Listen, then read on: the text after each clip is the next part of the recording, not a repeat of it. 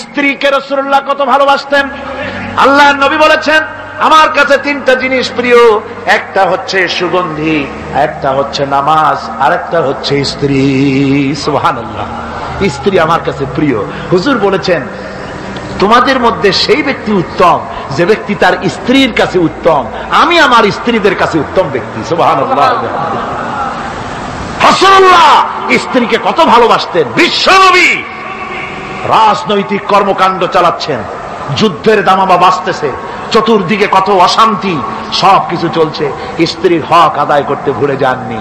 রাতের বেলায় হযরত আয়েশার বয়স কম, তাকে নিয়ে রাসূলুল্লাহ একটু সুযোগ পেয়েছেন, বলছেন, আয়েশা সব তো ঘুমিয়ে, চলো আমরা একটু দৌড়াই। ওই যে দূরে একটা জিনিস দেখা যায়, দৌড় দাও, দেখি কি আগে যায়। দুজনে দৌড় প্রতিযোগিতা করলেন। দৌড় প্রতিযোগিতায় হযরত আয়েশা ফার্স্ট হলেন, হুজুর পিছনে পড়ে গেলেন। হযরত আয়েশা খুব আনন্দ করলেন যে আপনি কিন্তু আমার সাথে দৌড়ে পারলেন। পরবর্তী কিছু কাল যাওয়ার পর হযরত আয়েশা বলেন, হুজুর আজকে আবার বললেন যে চলো আয়েশা একটু দৌড়াই। হযরত আয়েশা বলছেন যে সেদিনের তুলনায় আমার শরীর একটু, আমি মুটিয়ে গেছি, শরীরটি স্থূল হয়েছে। আমি আজকে দৌড়ালাম কিন্তু পারলাম না, রাসূল আগে চলে গেলেন। আমি হাঁপাতে হাঁপাতে যখন হুজুরের কাছে চলে গেছি, হুজুর তখন মুস্কি হেসে আমাকে বললেন, আয়েশা ওই সেই দিনের জবাব আজকে দিয়া দিলাম। সুবহানাল্লাহ বিহামদিহি, সুবহানাল্লাহ বিহামদিহি। বিশ্ব নবী কত বড় আদর্শ বিশ্ব মানবতার জন্য। তিনি বলেছেন, আরাফাতের ময়দানে রাসূলুল্লাহ বলেছেন, তোমরা যেমন পড়বে তোমার স্ত্রীদেরকে তেমন পড়াবে, তোমরা যেমন খাবে তোমার স্ত্রীদেরকে তেমন খাওয়াবে। স্ট্যান্ডার্ড মেনটেন করবে। তুমি ভালো দামের কাপড় পরবে, স্ত্রীকে খারাপ দিবে তা নয়। অধিকার দুজনেরই সমান, স্বামী এবং স্ত্রী সমান অধিকার। কিন্তু আমরা তা বুঝতে পারি না, বুঝতে চাই না। আমরা অনেকে মনে করেছি বিয়ে যখন করছি তখন আমি তো নওয়াবজাদা নসরুল্লাহ খান, আর বউ তো কেনা দাসী না। সে কৃত দাসী নয়, তার মর্যাদা আছে, তার সম্মান আছে, তার সম্মান আপনাকে দিতে হবে। রাসূলুল্লাহ দিয়েছেন, আপনাকেও দিতে হবে। রান্না বান্না হতে দেরি হয়, কত গালাগালি শুনতে হয় নারীকে। আল্লাহর নবীর স্ত্রী হযরত আয়েশা বলেছেন, আল্লাহর নবী কাজ করে, মানুষের সঙ্গে কথা বলে, রাষ্ট্রীয় দায়িত্ব পালন করে ঘরের ভিতরে সে যখন দেখেছেন রান্না হতে দেরি আছে, রাসূলুল্লাহ বিরক্ত হন নাই, ভ্রু কুঞ্চিত করেন নাই, চোখ মোটা করেন নাই, আমাকে কোনো কথা শোনার নাই, বরং আমার কাছে বসে রান্নায় আমাকে সহযোগিতা করেছেন। সুবহানাল্লাহ বিহামদিহি। এই হলো আল্লাহর রাসূল, এই হলো বিশ্ব নবী। স্ত্রীর সঙ্গে কি মহব্বত! সুবহানাল্লাহ বিহামদিহি। হুজুর মহব্বত করতেন স্ত্রীদেরকে। রাসূলুল্লাহর ঘরে দৌলত ছিল না, কিন্তু মহব্বত দিয়ে ভরা ছিল ঘরটা। হুজুরের ঘরে ফ্রিজ নাই, এসি নাই, হুজুরের ঘরে কার্পেট নাই, হুজুরের ঘরের মধ্যে জাজির নাই, তোশক নাই, বড় বড় কম্বল নাই, আরামের কোন জিনিস নাই, মডার্ন ইকুইপমেন্টস কিচ্ছু নাই, দৌলত নাই, কিন্তু মহব্বত দিয়ে ঘরটা ভরা। হযরত আয়েশা বলেছেন, আমি পানি পান করে, যখন আমি পানি পান করে গ্লাস রেখে দিতাম, আল্লাহর নবী তখন গ্লাসের সেই জায়গায় ঠোঁট লাগাতেন যেখানে আমি ঠোঁট লাগাইয়া পানি পান করেছি। আমি গোশত চিবোতাম, রাসূলুল্লাহ আমার হাত থেকে গোশত টুকরা নিয়ে সেই জায়গায় চিবোতেন যেখানে আমি চিবুয়েছি। সুবহানাল্লাহ বিহামদিহি। আমার ভাইরা, রাসূল তার স্ত্রীদেরকে মহব্বত করতেন, স্ত্রীরাও রাসূলকে মহব্বত করতেন দারুণ ভাবে। একবার হযরত আয়েশা সিদ্দিকা রাদিয়াল্লাহু তাআলা আনহা হুজুরকে গোসল করাতে ছিলেন, মাথার উপরে পানি ঢালতেছেন, হুজুর একটা চৌকির উপরে বা একটা তক্তার উপরে বসে আছেন।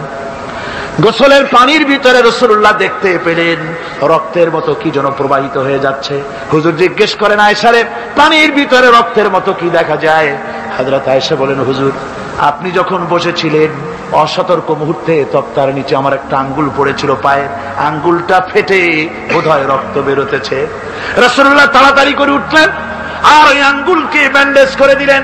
রাসূলুল্লাহ বললেন, আয়েশা রে, আঙ্গুল ফেটে গেছে, একটু আহাহু পর্যন্ত করলে না, এতক্ষণ তুমি কষ্ট করলে কেন? হযরত আয়েশা বলেন, ইয়া রাসূলুল্লাহ, ওটা তো একটা পায়ের আঙ্গুল।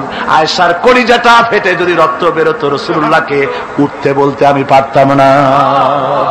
কি মহব্বত! রাসূলের সাথে। হযরত আয়েশা বলেন হুজুর সাল্লাল্লাহু আলাইহি ওয়াসাল্লাম স্ত্রীদেরকে এত ভালোবাসতেন, আমাদের ঘরে গোশত টোস্ত তেমন রান্না বান্না খুব কম হতো। গোশত রান্না হবে কি, মাসের পর মাস চলে গেছে রাসূলের বাড়িতে হুজুর স্ত্রীরা বলেছেন আমাদের ঘরে চুলে আগুন জ্বলে নাই, একটু শুকনা রুটি, একটু শুকনা খেজুর আর একটু পানি খেয়ে আমাদের জীবন চলেছে, এরকমের অবস্থা হয়েছে। তারপরে এই অবস্থা চলেছে, এর মধ্যে যদি কখনো একটু গোশত আসছে, হুজুর যখন ছাগল ইত্যাদি ছাগল দুম্বা জবাও করেছেন, এই দুম্বার গোশত নিয়ে ছাগলের গোশত নিয়ে রাসূলুল্লাহ নিজে বেরোতেন। হযরত খাদিজার বান্ধবী কোথায় আছে খুঁজে ওই বান্ধবীর কাছে গোশত পৌঁছে দিয়ে আসতে। হযরত আয়েশা বলেন একদিন আমার ঘুম ভেঙে গেল, দেখি হুজুর আমার কাছে নাই, গেলেন কোথায়?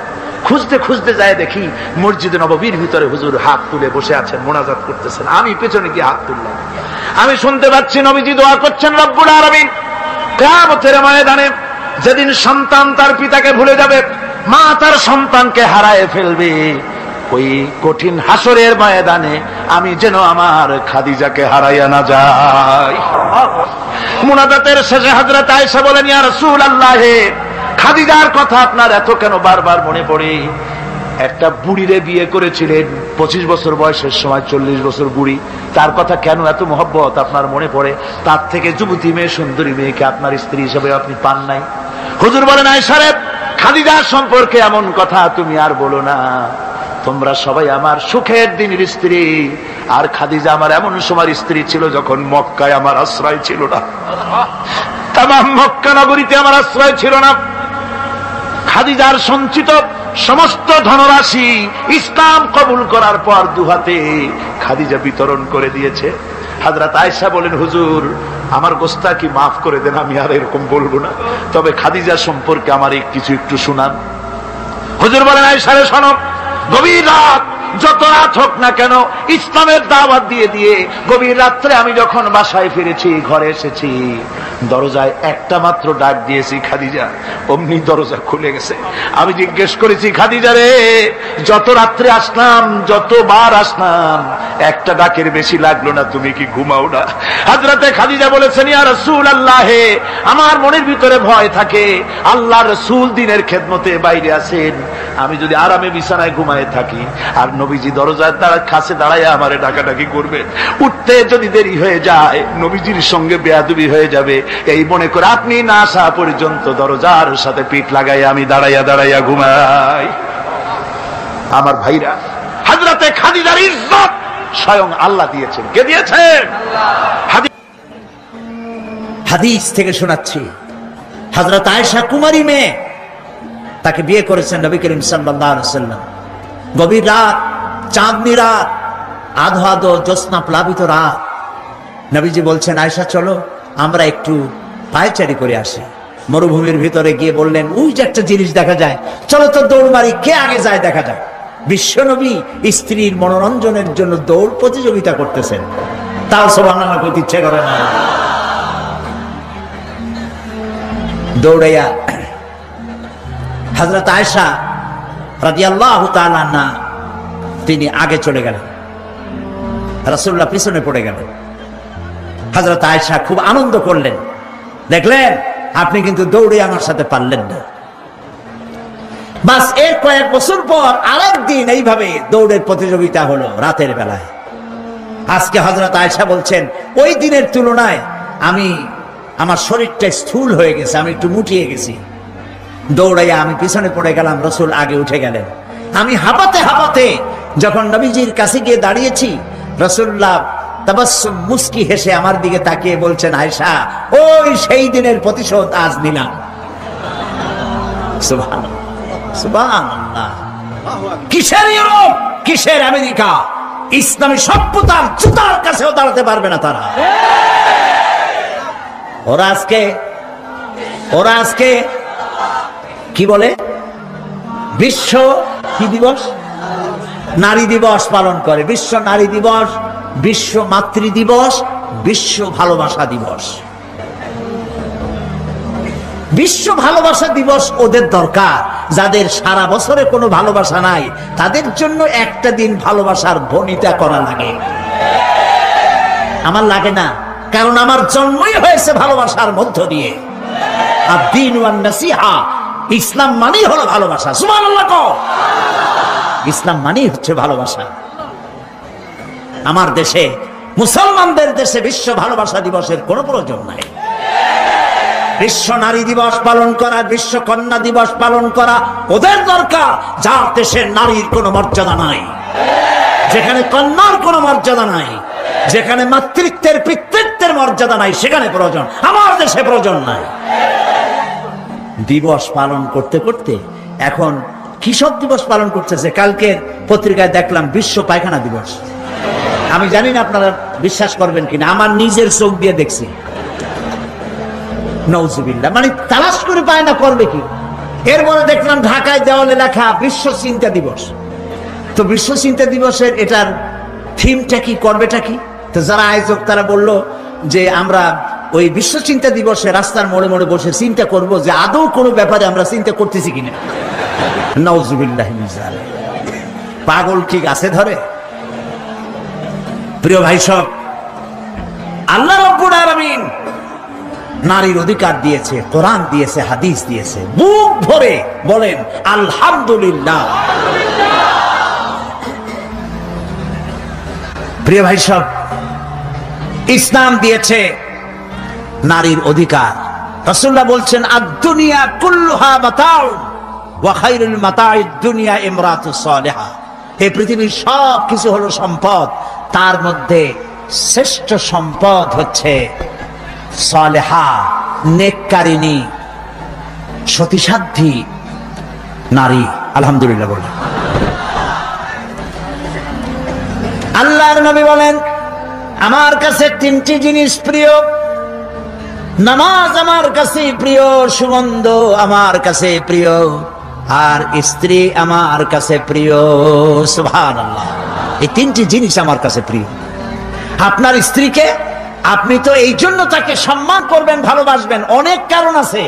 একটা কারণ তো এই, যেই রাস্তা দিয়ে আপনি জাহান্নামে যেতেন সেই রাস্তায় আপনার স্ত্রী প্রহরীর মতো রাত দিন দাঁড়িয়ে আছে, সেখানে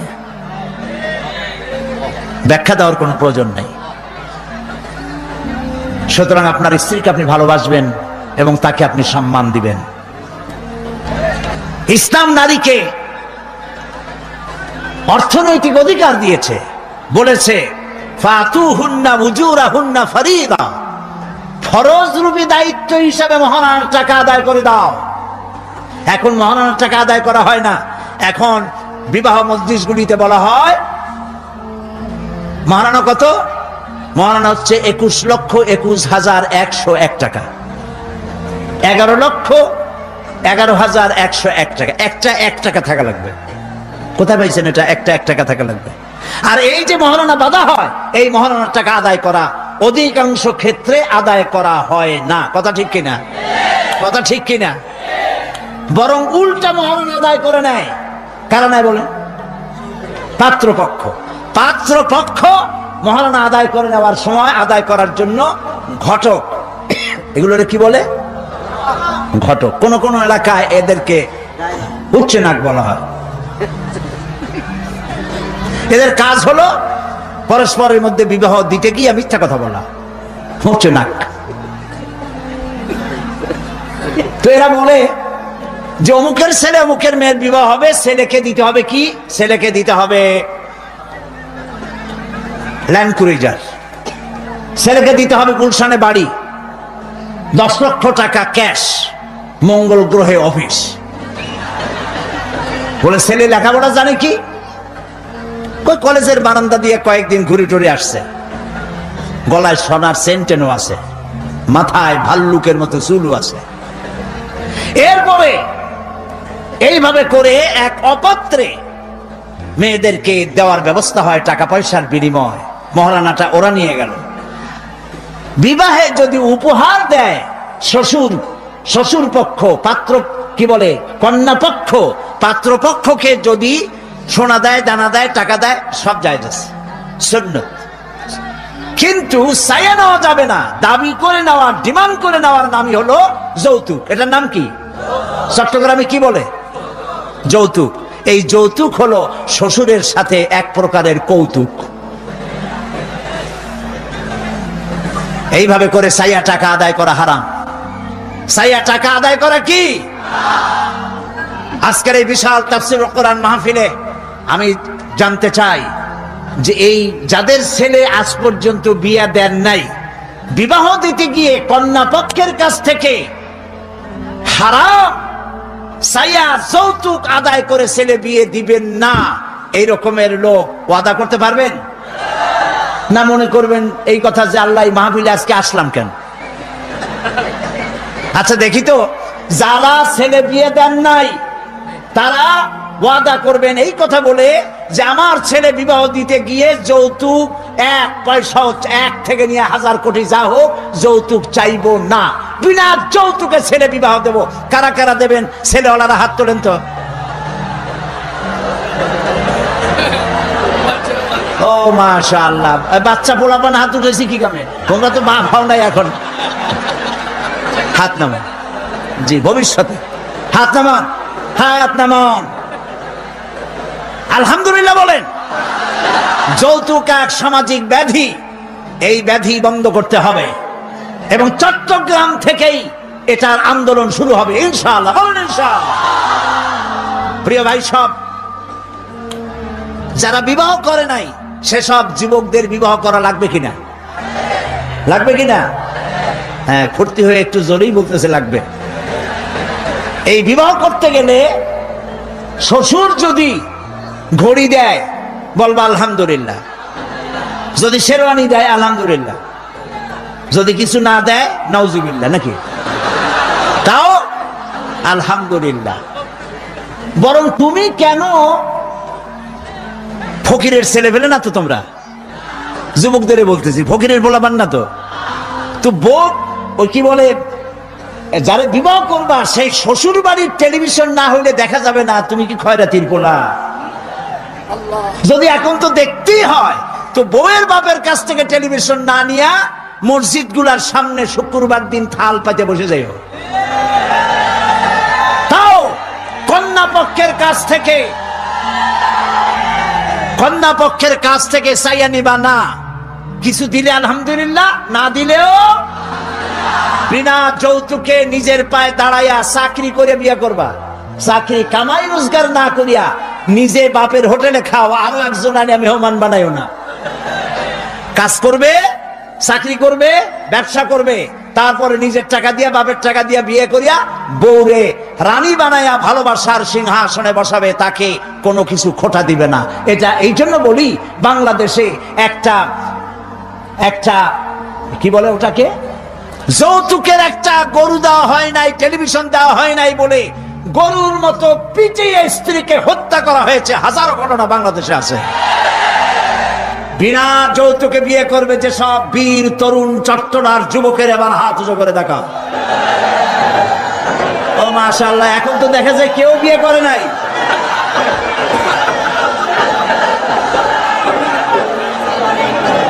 আচ্ছা, হাত নামান, হাত নামান।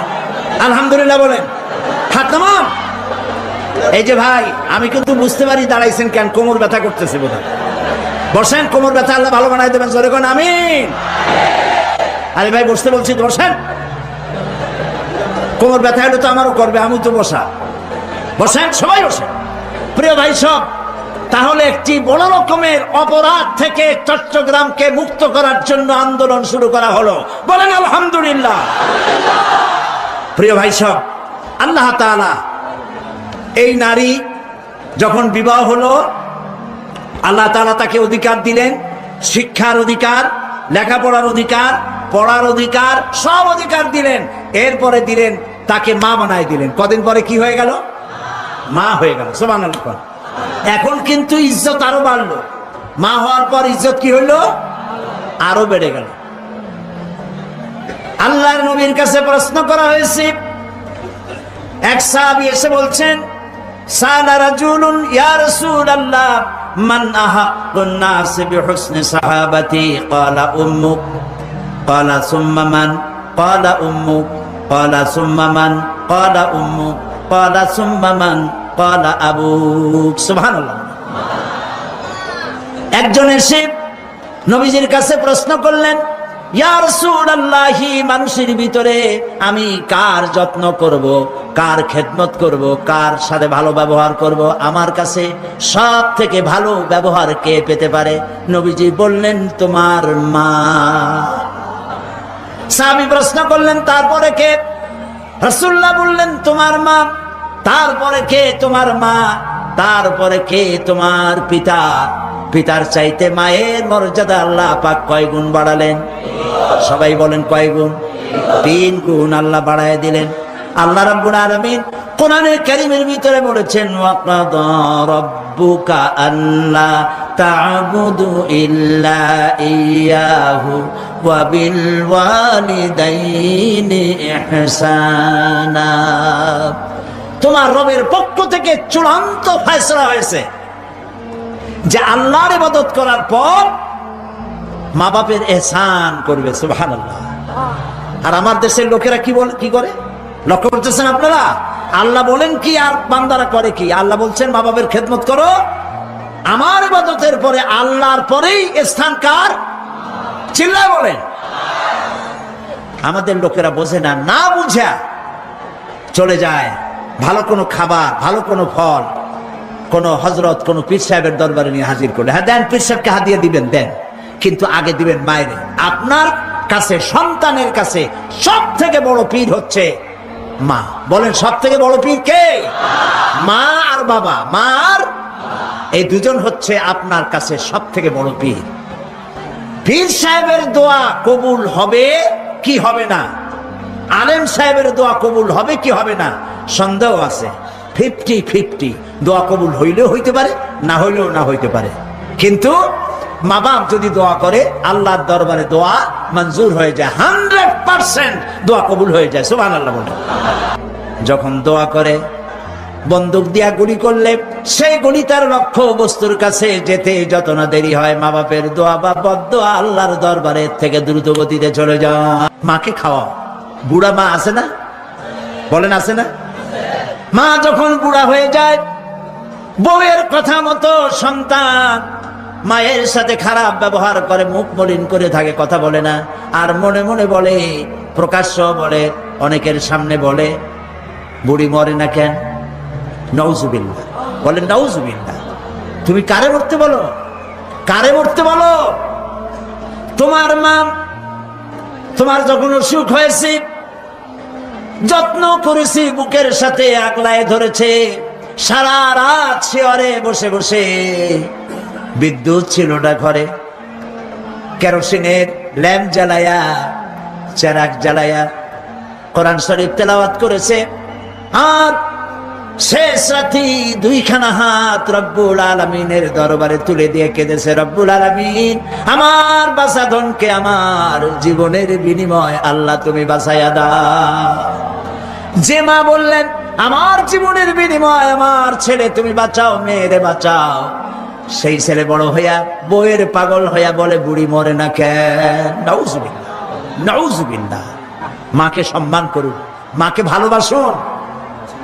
আল্লাহ রাব্বুল আলামিন বলেন ওয়াসাইনাল ইনসানা বিওয়ালিদাইহি ইহসানা হামালাতুহু উম্মুহু কুরহা ওয়া ওয়াদাআতুহু কুরহা ওয়া হামলুহু ওয়া ফিসালুহু 30 শাহরা। আমি সমগ্র মানব গোষ্ঠীকে উপদেশ দিচ্ছি, তোমরা তোমাদের ওসিয়ত করছি, তোমরা তোমাদের মা বাপকে সম্মান করো। তোমার মা তোমাকে গর্ভধারণ করেছে অত্যন্ত কষ্টের সাথে, ডেলিভারি করেছে অত্যন্ত কষ্টের সাথে, আর 30টা মাস বুকের দুধ দিয়ে তোমারে মানুষ করছে। সুবহানাল্লাহ, সুবহানাল্লাহ। প্রিয় ভাই সব, মা বাপ যদি হাত তোলে, চোখ দিয়া পানি পড়ে, দোয়া কবুল হয়ে যাবে। সুবহানাল্লাহ। এই যে হযরত বাইজিদ বুস্তামি রহমতুল্লাহ আলাইহির এই দরগায় আপনারা যান, হযরত বাইজিদ বুস্তামি যখন ছোট্ট ছিলেন, তার মা অসুস্থ, গভীর রাত্রে মা জেগে বলছে, বাবা আমি তো পানির পিপাসায় শেষ হয়ে যাচ্ছি, একটু পানি পান করাও। বাচ্চা দেখলেন ঘরের মধ্যে পানি নাই, বাইরে কোথা থেকে পানি জোগাড় করলেন, এসে দেখেন মা ঘুমায় গেছে। শীতের রাত, বাচ্চা দাঁড়ায় আছে পানি নিয়ে। ফজরের সময় মায়ের ঘুম ভেঙেছে, তাকিয়ে দেখে বাইজিদ দাঁড়ানো। বাইজিদ তুমি দাঁড়ানো কেন?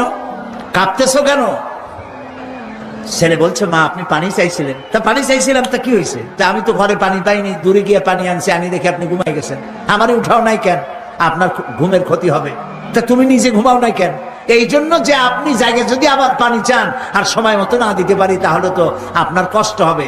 সেই জন্য মা আমি দাঁড়াই রয়েছি, আপনি পানি খাবেন, সেই পানি নিয়ে। বাইজিদের মা হযরত বাইজিদকে বিছানার উপরে আরাম করে শোয়াই দিয়া উযু করে নিজে নামাজ পড়লেন। নামাজ আদায় করে দুইখানা হাত আল্লাহর দরবারে তুলে ধরে বলেন, রব্বুল আলামিন, আমি বাইজিদের মা, আমার ছোট্ট বাইজিদ আমার জন্য যে কষ্ট করেছে, আজ তার এই কষ্ট দেখে আমার কলিজা ঠান্ডা হয়ে গেছে। আমি মা হয়ে আমার বাইজিদের জন্য দোয়া করি, রব্বুল আলামিন, আমার বাইজিদকে তুমি সুলতানুল আরিফিন বানায়া দাও। দোয়া মঞ্জুর হয়েছে না হয় নাই? সুবহানাল্লাহ। প্রিয় ভাই সব, এই জন্য মা বাপকে সম্মান করতে হবে, মহব্বত করতে হবে এবং তাদের জন্য দোয়া করতে হবে। দোয়াটা আল্লাহ শিখাই দিয়েছেন। এমনকি মা বাবার সামনে চোখ মোটা করে কথা বলবা না। এই নারীকে সম্মান দিয়ে আল্লাহ তাআলা বলেছেন নারীরা যেন পর্দায় থাকে। কুল্লিল মুমিনাতি ইয়াগুদুদনা মিন আবসারিহিন, মেয়ে লোকদেরকে বলা হয়েছে, মুমিনা নারী তোমরা তোমাদের চক্ষুকে পরপুরুষ থেকে নিম্নগামী করে রাখো। ওয়াহফাজনা ফুরুজাহুন্না, আর তোমাদের যৌনাঙ্গ সমূহ এগুলিকে তোমরা হেফাজতে রাখো, এগুলি লজ্জাস্থান সমূহ হেফাজতে রাখো, যা মানুষকে দেখিও না। ওয়াকারনা ফি বুয়ুতিকুন্না ওয়ালা তাবাররাজনা তাবাররুজাল জাহিলিয়াতিল উলা, আর তোমরা তোমাদের ঘরের মধ্যে থাকো ওই জাহিলিয়াতের যুগে যে ধরনের সাজসজ্জা করে রাস্তায় বেরোতো, ঠাক ঠমক করতো, রূপচর্চা করতো মানুষের সামনে, পরপুরুষের সামনে, জাহিলি যুগের মতো তোমরা বেরিও না। কে বলতেছেন? আল্লাহ বলতেছেন, আল্লাহ পাক বলছেন ওয়াকারনা ফি বুয়ুতিকুন্না, ঘরের মধ্যে থাকো। এই ঘরের মধ্যে থাকার অর্থ কিন্তু এই নয় যে ঘরের মধ্যে পড়ে থাকো, লেখাপড়া করো না, চাকরি বাকরি করো না, এটা কিন্তু নয়। মহিলা সাহাবীরা ব্যবসা করেছেন, কেউ আতরের ব্যবসা করেছেন, কেউ ফলের ব্যবসা করেছেন, কেউ খেজুরের ব্যবসা করেছেন, এবং এই মহিলারা নার্সের দায়িত্ব পালন করেছেন। যুদ্ধাহত সৈন্যদেরকে নার্সিং করেছেন, যুদ্ধের ময়দানেও তারা কাজ করেছেন। কাজী ঘরের মধ্যে থাকো, তার অর্থ হলো ঘরের মধ্যে যে পরিবেশটা থাকে পর্দার পরিবেশ, যখন বাইরে যাবে তখনও এই পর্দার পরিবেশটা নিয়ে যাবে। যখন বাইরে যাবে বোরখাটা পরে যাইও, বোরখাটা পরলে ওইটা একটা ঘরের মতো, বোরখার দরজাও আছে, জানালাও আছে, আছে না? যেখানে সুযোগ আছে জানলা খুলে দেন, মুখের কাপড়টা উঠাইয়া দেখেন যেখানে সুযোগ আছে, আর যেখানে সুযোগ নাই জানলা বন্ধ করে দেন। এই বোরখাটা একটা নিয়ামত। বাংলাদেশ নিয়ে কথা বলি, এই বাংলাদেশে আজ পর্যন্ত যত নারীর মুখে অ্যাসিড পড়েছে, একটা দৃষ্টান্ত চাই। আপনারা বলেন আমাকে যে বোরখা পরা একটা মেয়ে লোকের মুখে অ্যাসিড পড়েছে, প্রমাণ দেন। পারবেন প্রমাণ দিতে? পারবেন? কেন পারবেন না বলেন? কারণটা কি? কারণ হলো এই, মেয়ে লোকটা যখন বোরখা পরলো সে আল্লাহর হুকুম পালন করলো। কার হুকুম পালন করেছে? আর তখন আল্লাহর দায়িত্ব হয়েছে নারীর সতীত্বের এবং তার শরীরের হেফাজতের দায়িত্ব নেওয়া। এই জন্য বোরখা পরা নারীর মুখে অ্যাসিড পড়ে না। মা বোনেরা যারা আজকে রাস্তায় বসে, প্যান্ডেলে বসে, বিভিন্ন জায়গায় বসে, বাড়িতে বসে আমার কথা শুনছেন, আমি মা বোনদেরকে বিনীতভাবে আরজ করি, যখন আপনি বোরখা ছেড়ে, যে সব মেয়েরা রূপচর্চা করে চুল পিছনে ছেড়ে দিয়ে লিপস্টিক লাগায় রূপচর্চা করে যখন কোনো দোকানে যায়, তখন দোকানের সেলসম্যান বলে, ভাবি আসেন আসেন, এই শাড়িটা পরলে আপনার দারুণ মানাবে। আরে শয়তান, শাড়ি বদলে মানাবে কিনা তার স্বামী বলবে তুই কেনা। এখন দোকানদার যদি ভাবি বলে তাতে কি মর্যাদা বাড়ে? বাড়ে না। আপনি দেখেন, বোরখা পরেন, চাদর পরেন, দোকানে যান, দোকানি বলবে খালাম্মা, চাচি আম্মা, বসেন বসেন, সম্মান করে বসতে দেবে এবং আপনার সামনে কাপড়গুলি খুলে ধরবে যেটা আপনার প্রয়োজন নেবেন। তাহলে বোরখায় কি সম্মান কমায় না বাড়ায়? কমায় না বাড়ায়? মা বোনেরা বোরখা পরুন, চাদর পরুন। আপনার মেয়ে কলেজ গোয়িং, ইউনিভার্সিটি গোয়িং, যেসব বয়সপ্রাপ্ত মেয়ে আছে, আল্লাহ কোরআনে বলেছেন এমন একটা চাদর পরো যেই চাদরটা পরলে পরে মাথাটা, বুকটা, গলাটা ঢাকা হয়ে যায়, এমন একটা চাদর পরো। এই চাদর পরা মুসলমানদের জন্য ফরজ, মুসলমানদের জন্য কি? প্রিয় ভাই সব, নারীর জন্য আল্লাহ পর্দা করেছেন, আর এই পর্দা হলো তাদের জন্য নিয়ামত। সেই নিয়ামত তারা ধারণ করবেন, আল্লাহ তাহলে সন্তানগুলো ভালো বানাই দিবেন। কোন আলহামদুলিল্লাহ, বলেন আলহামদুলিল্লাহ।